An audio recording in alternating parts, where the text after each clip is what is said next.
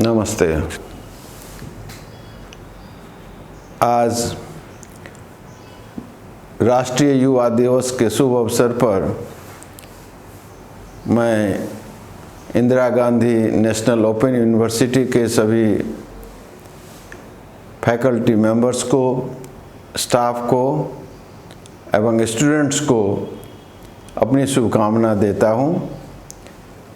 मैं परमादरणीय श्री योगेश चंद्र पांडे जी का आभारी हूँ कि उन्होंने मुझे कुछ बोलने के लिए आमंत्रित किया है। जब मैं आज से करीब 40 वर्ष पूर्व इंजीनियरिंग कॉलेज में दाखिला लिया था तो मैं स्थानीय मिशन में जाया करता था, स्वामी विवेकानंद जी की पुस्तकों को पढ़ा करता था। मेरे सहपाठी मित्र सब कहा करते थे कि अरे यार, तुम तो साइंस के छात्र हो, फिर धर्म को भी मानते हो। तो मैंने कॉलेज के मैगजीन में एक निबंध लिखा था, आर्टिकल, उसका शीर्षक था साइंस एंड स्पिरिचुअलिटी। उस निबंध में मैंने लिखा कि spirituality is also a science, वह है अध्यात्म विज्ञान। इसलिए विज्ञान और अध्यात्म में, साइंस और स्पिरिचुअलिटी में कोई विरोधाभास नहीं है, कोई विरोध नहीं है। और यह समझ मुझे स्वामी विवेकानंद जी के पुस्तकों को पढ़ने के बाद हुई थी। आजकल भी बहुत लोग समझते हैं कि अरे धर्म कर्म कोई कुसंस्कार का विषय है, हमारे जीवन से इसका कोई लेना देना नहीं है। लेकिन ऐसी बात नहीं है। धर्म भी एक विज्ञान है, अंतर्विज्ञान, और जिसे हम साइंस कहते हैं वह है बहिर्विज्ञान। बाह्य जगत के संबंध में जब हम सत्यों की खोज करते हैं तो वह साइंस कहलाता है, और जब हम अपने अंतर जगत के संबंध में सत्यों की खोज करते हैं तो वह अध्यात्म कहलाता है। इसीलिए जो अध्यात्म पथ के पथिक हैं वे भी साइंटिस्ट हैं। स्वामी विवेकानंद जी एक बहुत बड़े स्पिरिचुअल साइंटिस्ट थे, लेकिन स्वामी विवेकानंद जी की जो बड़ी विशेषता थी वह है वे मानव प्रेमी थे। वे कहा करते थे कि मैं उस परमात्मा की उपासना करता हूँ जिसे लोग मनुष्य कहते हैं। तो यह है स्वामी विवेकानंद जी का अपना जीवन दर्शन, मनुष्य प्रेम, और उसके साथ ही उनके अंदर था भारत प्रेम। वे कहा करते थे कि मैं केवल भारतवर्ष के लिए ही नहीं हूँ, मुझ पर संपूर्ण विश्व का अधिकार है, विश्व के सभी मानवों का समान रूप से मेरे ऊपर अधिकार है। फिर भी भारतवर्ष के प्रति स्वामी विवेकानंद जी का एक विशेष प्रेम था, और यह उनके गुरु भगवान श्री रामकृष्ण परमहंस की देन थी। जब वे छात्र थे तो श्री रामकृष्ण देव के पास जाया करते थे। एक दिन श्री रामकृष्ण देव ने उनसे पूछा कि अच्छा तू बताओ तो सही, तुम क्या चाहते हो। उस समय स्वामी विवेकानंद जी का नाम था नरेंद्रनाथ। तो उन्होंने कहा कि मैं चाहता हूं कि मैं सुखदेव की तरह सदा समाधि में डूबा रहूं, और बीच बीच में मैं समाधि से थोड़ा नीचे उतरकर शरीर रक्षा करने के लिए भोजन ग्रहण करूं और फिर समाधि में चला जाऊं। यह सुनकर के श्री रामकृष्ण देव बड़े अप्रसन्न हुए थे, और उन्होंने कहा था, छी छी, तू इतना बड़ा आधार और तेरे मुंह से ऐसी छोटी बात। मैंने सोचा था तू एक महान वट वृक्ष बनेगा जिसकी छाया में हजारों लाखों लोग आश्रय प्रदान करेंगे। यह थी उनके गुरुदेव की इच्छा, और भविष्य में स्वामी विवेकानंद जी अपने गुरुदेव की इच्छा के अनुसार एक महान वट वृक्ष बने थे जिनकी छाया में विश्व के हजारों लाखों अगिनत लोगों ने आश्रय प्राप्त किया था। गुरुदेव के तिरोधान देहत्याग के पश्चात उन्होंने संपूर्ण भारतवर्ष का परिभ्रमण किया था। कभी गरीबों के यहाँ, कभी धनिकों के यहाँ, कभी सम्मानित व्यक्तियों के यहाँ, तो कभी साधारण व्यक्ति के यहाँ, कभी राजप्रसाद में, तो कभी दरिद्र की कुटी में, कभी वृक्ष तले, तो कभी मंदिर में ठहरते थे। इस तरह संपूर्ण भारतवर्ष का उन्होंने भ्रमण किया और अपनी आंखों से उन्होंने भारतवर्ष की वर्तमान दयनीय स्थिति को देखा। देखने के पश्चात वे बड़े मर्माहत हुए थे कि भारतवासी किस तरह अनावृत और अनाश्रित होकर के अनाहार में अपना जीवन बिता रहे हैं। अंत में वे पहुंचते हैं माता कन्याकुमारी के मंदिर में।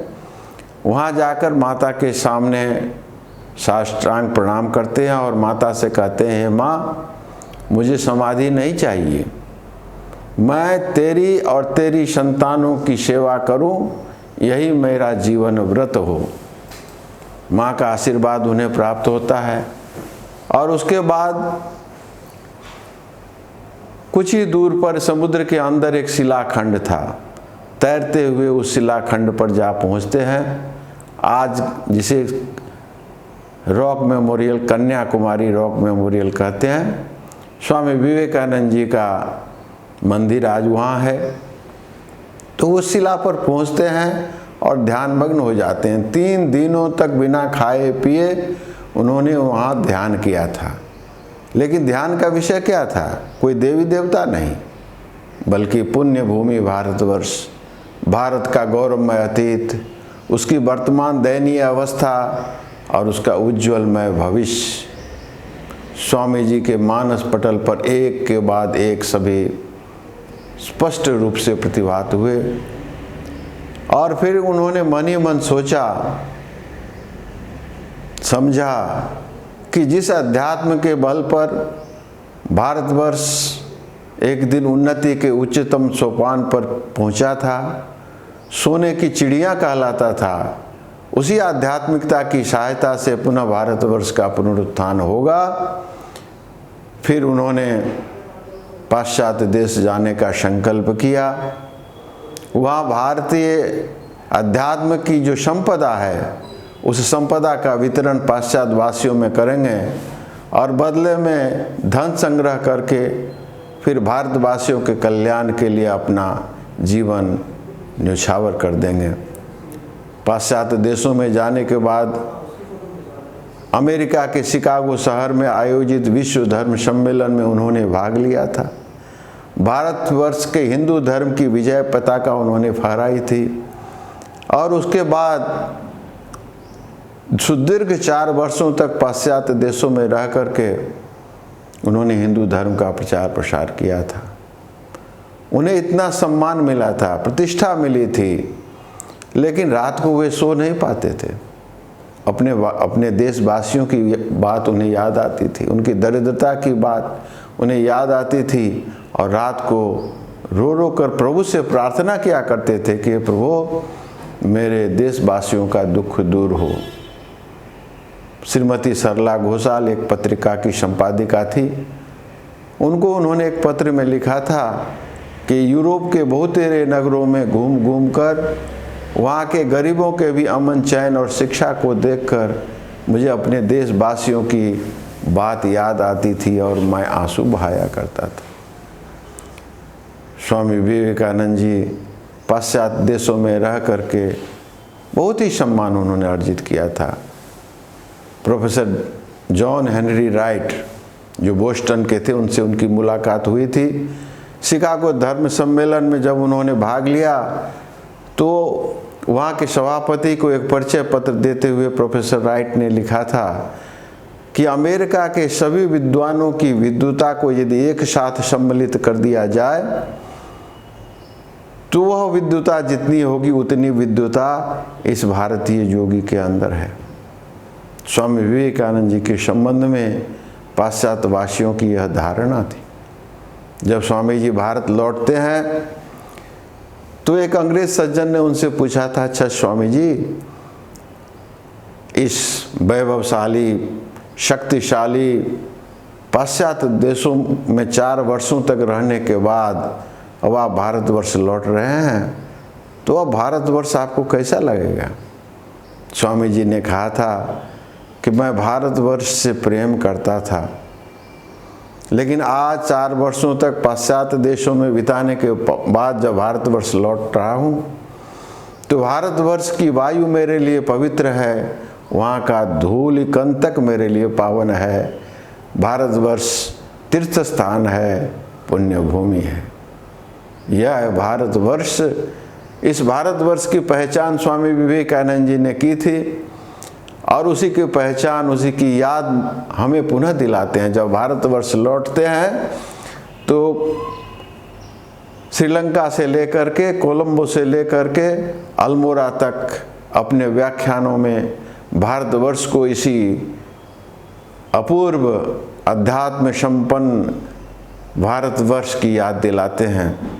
कहते हैं कि हे भारत, भूलना नहीं कि तुम्हारी नारी जाति का आदर्श सीता, सावित्री, दमयंती है। भूलना नहीं कि तुम्हारे उपास्य देवता सर्वत्यागी उमानाथ शंकर हैं। भूलना नहीं कि तुम्हारा विवाह, तुम्हारा धन, तुम्हारा जीवन इंद्रिय सुख के लिए नहीं, व्यक्तिगत सुख के लिए नहीं है। तुम जन्म से ही महामाया के लिए बलिदान स्वरूप हो। तुम्हारा समाज उस महामाया की छाया मात्र है। नीच, अज्ञानी, मोची, मेहतर तुम्हारे रक्त मांस हैं, तुम्हारे भाई हैं। गर्व से पुकार कर कहो कि मैं भारतवासी हूँ, प्रत्येक भारतवासी मेरा भाई है। ब्राह्मण भारतवासी, चंडाल भारतवासी, दरिद्र भारतवासी सब मेरे भाई हैं। भारतवासी मेरे भाई हैं, भारतवासी मेरे प्राण हैं।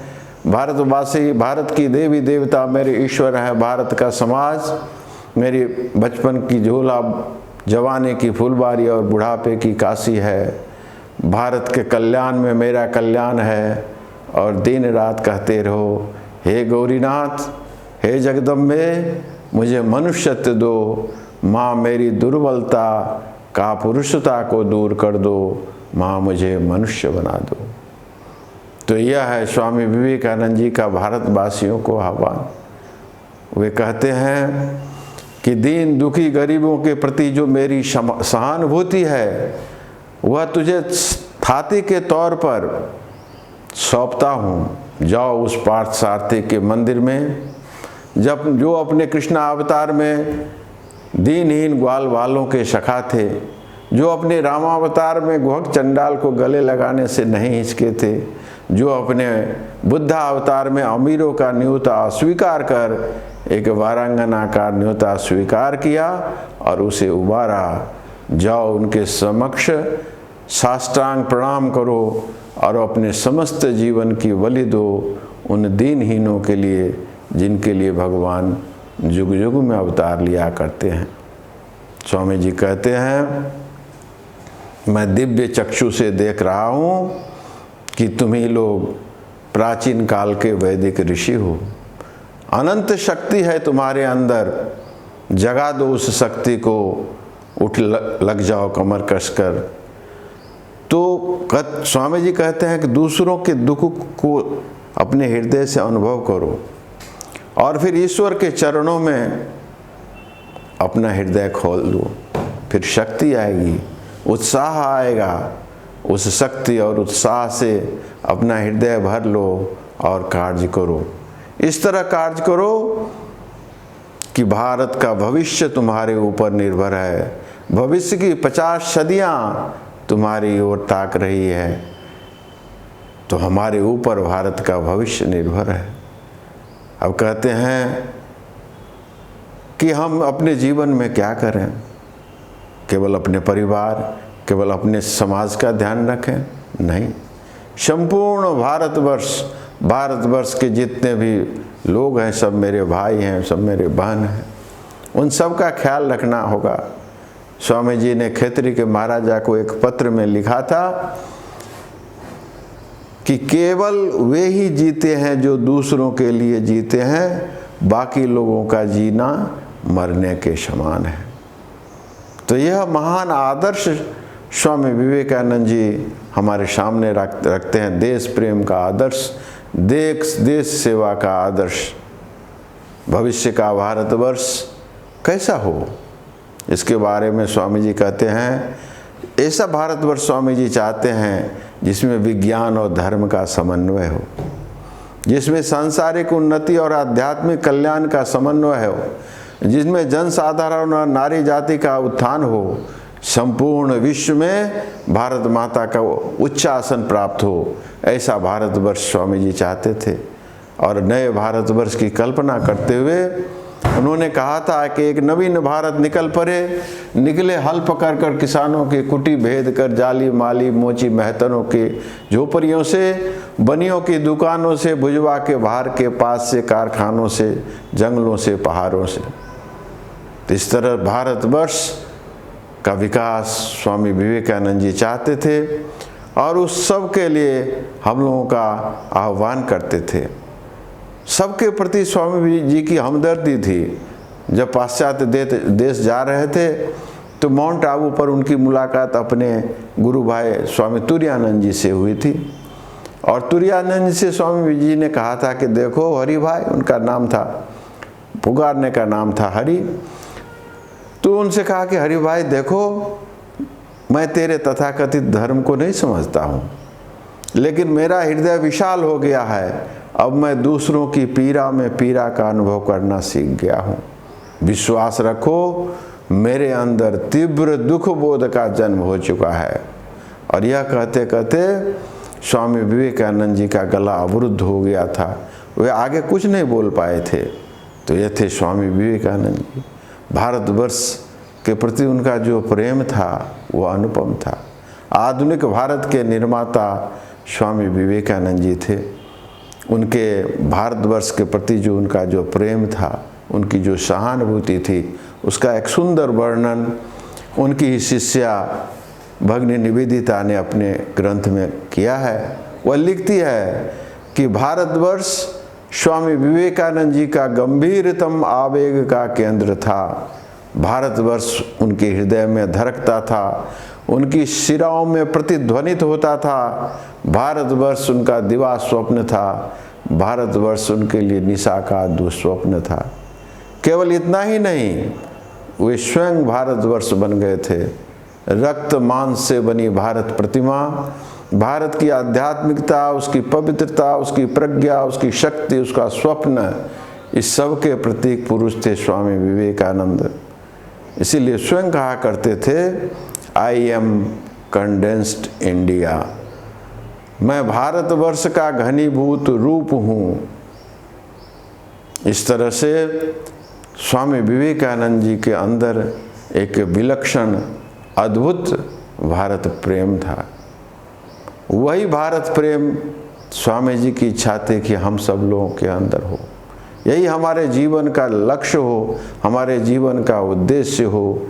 यही जो भी जितने भी भारतवर्ष के नागरिक हैं, सबके हृदय में भारत प्रेम की लहरें उत्ताल हो।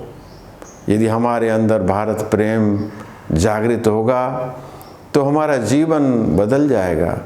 एंटरप्रेन्योरशिप की बात हम लोग करते हैं, किसके लिए? देश की सेवा के लिए, देश के उत्थान के लिए, देश के कल्याण के लिए ही हम जो कुछ करें, हमारे जीवन का हर कदम, हर पल, हर उद्यम, हर वर्क भारतवर्ष के लिए हो। यही स्वामी जी चाहते थे। स्वामी जी कहते हैं कि मैं तुम लोगों से इतना प्रेम करता हूँ, लेकिन यदि तुम भारतवर्ष के लिए कार्य करते करते मर जाओ तो मुझे कोई दुख नहीं होगा।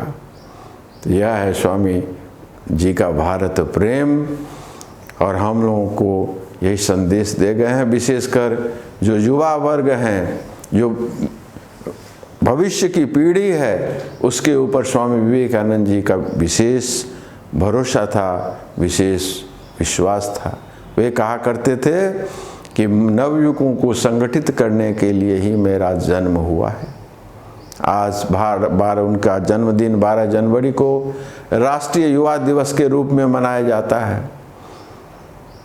राष्ट्रीय युवा दिवस की घोषणा करते हुए भारत सरकार ने कहा था कि स्वामी विवेकानंद जी का जीवन दर्शन और जिन आदर्शों का उन्होंने अपने जीवन में पालन किया था और जिनका उन्होंने उपदेश किया था, वह भारतीय युवाओं के लिए प्रेरणा का एक महान स्रोत हो सकता है। तो आज के युवाओं के सामने हमें एक महान आदर्श रखना है। आदर्शहीनता का जीवन आज जी रहे हैं, उनके सामने कोई आदर्श नहीं दे रहे हैं। तो एक आदर्श उनके समक्ष रखिए, फिर देखिए कि उनकी शक्ति का क्या कमाल होता है, उनकी उद्यमशीलता कहाँ पहुँचती है। स्वामी विवेकानंद जी आज के युवाओं के सामने यही आदर्श रखते हैं। तो आज 12 जनवरी को जब हम स्वामी विवेकानंद जी को याद करते हैं, तो हम अपने देश के लिए, अपने देशवासियों के लिए एक संकल्प लें कि हम जिएंगे तो देश के लिए जिएंगे और मरेंगे तो हम देश के लिए मरेंगे। इन्हीं शब्दों के साथ मैं अपनी वाणी को विराम देता हूँ। आप सबको बहुत बहुत धन्यवाद देता हूँ, विशेष करके उमेश चंद्र पांडे जी को, जिन्होंने मुझे यह सुअवसर प्रदान किया। जय स्वामी विवेकानंद।